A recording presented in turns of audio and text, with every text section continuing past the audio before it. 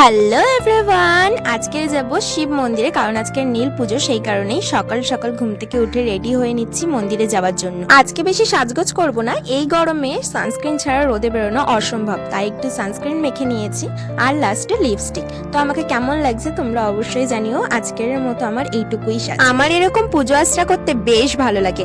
আমি যখন ছোট ছিলাম তখন আমি উপোস থেকে আমার মায়ের সাথে জল ঢালতে যেতাম। তোমরা জানো আমি প্রত্যেক বছর চৈত্র মাসে সন্ন্যাসী হয়ে আমার ঠাম্মার সাথে তারকেশ্বর যেতাম বাবার মাথায় জল ঢালার জন্য। ঠাম্মা চলে যাওয়ার পর সেই সব দিনগুলো এখন খুব মিস করি। দেখো তোমাদের সাথে গল্প করতে করতে আমি চলে এসেছি মন্দিরে। এখন বাবার মাথায় জল ঢালবো, আর বাড়ি থেকে মালা গেঁথে এনেছিলাম সেটাই বাবাকে পরিয়ে দিলাম। এখন আমি বাবার মাথায় দুধ ঢেলে নিচ্ছি আর লাস্টে গঙ্গার জল দেব। তোমরা কারা কারা নীলের উপোস করে বাবার মাথায় জল ঢেলেছো আমাকে অবশ্যই কমেন্ট করে জানিও।